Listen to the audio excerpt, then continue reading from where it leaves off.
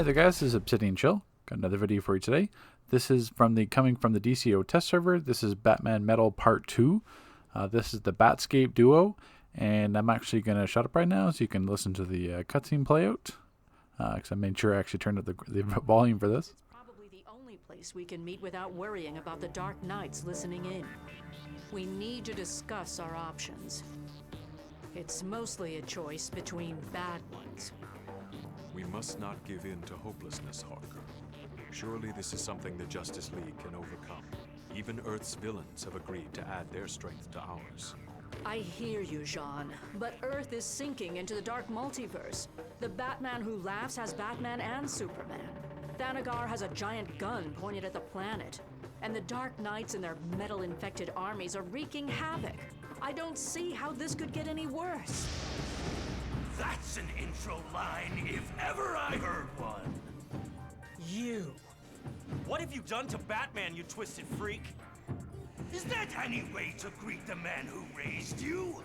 In another dimension, at least. I even brought you a gift. Just be careful unwrapping it.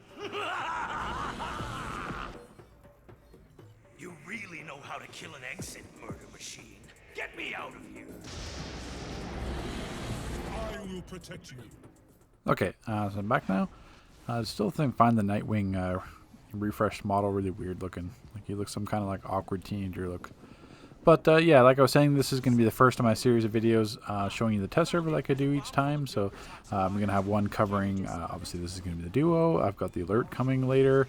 Open world, the raid should be out this weekend, and then hopefully get some elite raid testing. I'm going to do a follow-up video for the artifacts, talking about the OP waste changes. So there's going to be plenty of videos coming out from the test server. Don't worry about that. In terms of the duo, we start off in the Oblivion Bar again, which is, I don't know. Like, I understand they have to have these types of cutscenes and conversation with the characters in here because it's like, you know, the Oblivion Bar, all the villains, you know, congregate here. But, you know, we literally just saw this from Justice League Dark. So, like, the last DLC, we basically just used this again. And personally, I find it annoying just because it's a really small room and you know, your ads are spawning all over the place. You're getting stuck on stuff in between all the NPC characters. But really, you know, that was what? The cutscene took a minute, and it probably took another minute to fight. So, with this duo, I don't know. It's really hard to get an impression from. So, obviously, the stuff is going to be mostly recycled. But at the same time, you're not really noticing it being recycled because of this kind of like atmosphere that you can kind of see in the background now. So we start off in the Batcave, which is obviously used a bunch of times. We go into most of, I think it's, I'm trying to remember the format alert. It was the alert that was from Origin Crisis. I'm just deleting a bunch of stuff because my friggin' inventory on test server is tiny, which is frustrating. I can't even have 2 sets of full gear. But yeah, bad enough on the sidetrack. Yeah, it's enough from that alert. It's like the Wayne Manor alert where you go to like the Batman that's like the alternate dimension one. I can't remember what it's called. Somebody can leave it in the comment section. I keep trying to think what it's called, but you guys know what I mean. There's obviously the 2 alerts. One actually took you to Gotham in the Origin Crisis, so he reuses some of that again. But essentially with the duo, it's the large room. You're just basically finding these. So you basically have to find these cards that are kind of cues from what, like explore Batman's mind or events. So there's like the Batman Who Laughs card. I think there's another card that I find here that's going to be the Merciless one. Then there's another card. So basically, there's not really, you know, a giant arrow saying, you know, go to me in this duo. That's why I'm looking around. I'm not really sure what's going on because this is my first time doing it. So this is kind of like a first impressions. So then I kind of go over to Mirthless's coin because all the bats are flying around here. So it kind of makes sense, and it triggers the next cutscene. So my kind of like overall impression with this duo is that, you know those games, I think it's called like Batman Telltale's game, where really it's like the cutscenes and like the story, but like all you're doing is kind of pressing buttons and then kind of following the story. Like there's no like real risk of like failing or dying. That's what I kind of feel like this duo is from. Like I understand the duos are supposed to be straightforward, but really this one is just like kill a bunch of ads that are like tiny health. Like, you know, I'm 281 gear, which is like not even max CR from the previous DLC. So I forget what the CR on these things were. I think they were in the 90s, but still, it was just like, 293. So it's just like DPS the thing, kill the things, done.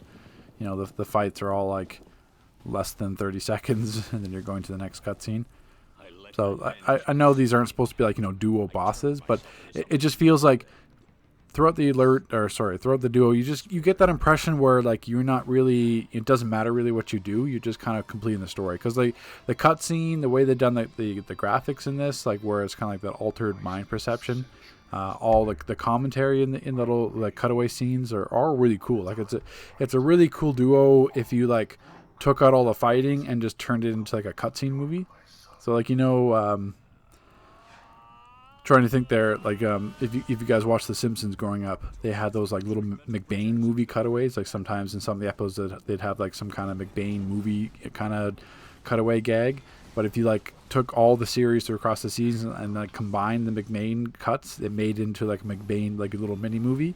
Yeah, that's what I feel like you could have out of this duo. You could have one that was actually took you just all the cutscenes and made like kind of like a mini movie out of it, where it doesn't really matter what we're doing here.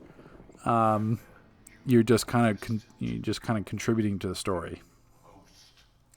So really, like, you're not really at any risk there of dying. I think standing in those orbital strikes, you took some damage, but it's really you're just hitting buttons, killing the stuff that's dying really quickly. You're not really paying too much attention to it, and you're just kind of focusing on the story.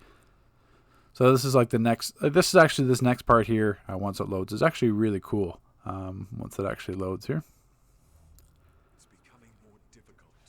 So this is the part that I was talking about, that alert. There's a few other things. It's probably been recycled in the future. I just remember this like this movie theater and that alert specifically. It could have been like a leveling mission as well. I can't remember, but I know specifically I remember it from that alert. So those are kind of cool things. You can kind of see, like, if you look at the background, everything's kind of out of focus. Once again, another cutscene. I was responsible. Yes, you put them in harm's way. Bar! You are responsible for all their suffering. Yeah, so you can kind of see in the background, like, even the Huntress and Batgirl there, they were, like, out of focus. So because we're in Batman's, I'm assuming, it, like, his subconscious or his mind, because Martian Manhunter kind of teleported us in here. So everything's kind of out of focus depending on where you look, and that's actually a really cool effect. I do like that. Obviously it doesn't, like, contribute to, killing enemies or anything like that. Like, obviously I'm standing here in this orbital strike that I don't need to be standing in. But once again, like, I don't feel like I'm really doing anything. I'm just jumping, killing an ad that takes, like, 10-15 seconds to kill. Like, I don't even get through, like, 2 rotations and it's already dead. A lot of stun and interrupts, though. That's about the only thing I noticed. You do have a lot of things that can stun you here.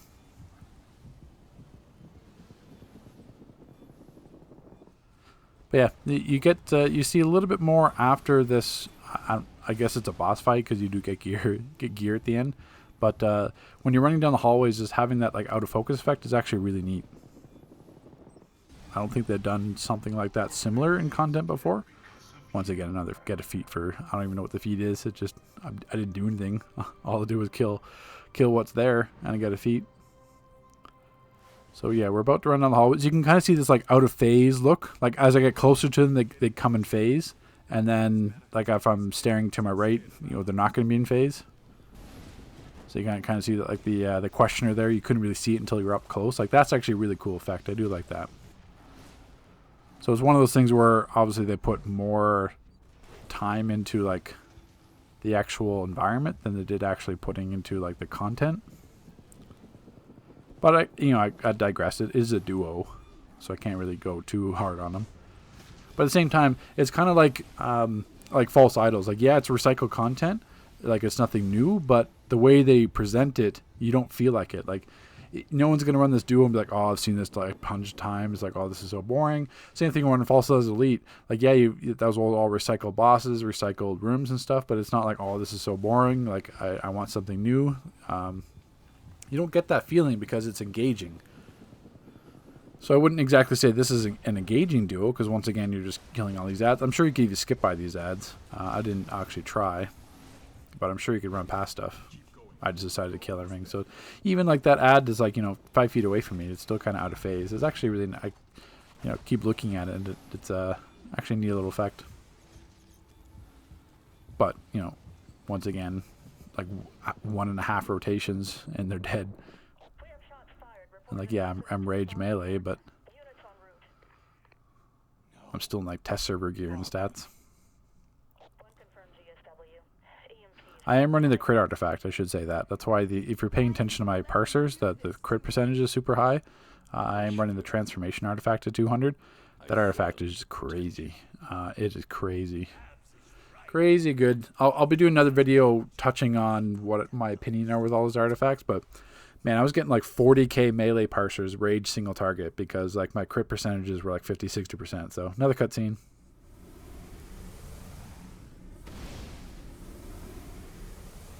Choose your path, Damien. Who do you want to raise you? Father? Mother? What will you become? This isn't right. Damien needs me. No, your road ends here. And once again, we're just, killing a bunch of random ads, jumping around. They die in like 20 seconds, and then you go to the next one. So like I said before, like if you could like cut out all this like useless stuff of this duo and then piece together just the cutscenes, I think you'd have like a little neat little like mini movie. I'm getting power drained from something I wasn't really paying attention until I saw it now, but not that it really impacted me at all. But it's the same thing, like all these like little mini bosses or visions. It's like, I mean, like it's whatever. Like, yeah, you gotta DPS them, and I guess like it's cool because like they're Batman villains and you're kind of killing them all. But I mean, I don't know. I mean, like, I like the atmosphere in the duo. It just doesn't seem engaging enough to me. Like I remember, I forget the name of the duo. It was the Harley duo. Like that was actually a legitimately hard duo. Like people, you could die in that because I find like I don't need. Like I personally am not looking for content to be like super hard, and that's what I like. I just like if it's something's hard, it's just more engaging. Like if you have a risk or a danger, like the Harley duo was actually legitimately hard. You could die on the bosses. You could die from like the policeman stunning you and one-shotting you and stuff, and you have to worry about that. So it's just like when something like that, it's just more engaging because there's actual risk. It's like, okay, I have to pay attention, not just screw up instead of just randomly hitting buttons. Like, yeah, my health is dipping, but like at this point, like I'm not even like paying attention. I'm just I'm just jumping without rage to one ad to the next, not even paying attention to the rotation. I'm probably rage crashing too and not paying attention to using lacerate. But yeah, it just, I don't know. It feels like I'm more in like a movie than I am an actual like duo. Like the way it's all set up here, like. Whoever did like the content design, it was actually really amazing. So I'll shut up again. He was just a projection of my own subconscious. It's all just a dark dream of my greatest fears. Damien needs me. Clark needs me. The world needs Batman. Thank you for helping me remember that. You've done it. Batman is waking up, and Nightwing has decided. And that's the duo. So, like I said, you guys can put in the comment section what you kind of felt, like what your impressions were from watching it. It might be different from running it. Again, like I'm not really up on like the whole comic storyline backstory of games, but not that I think this has anything to do with the Batman Who Laughs storyline. But it's just, to me, I don't know. We'll see how it turns out.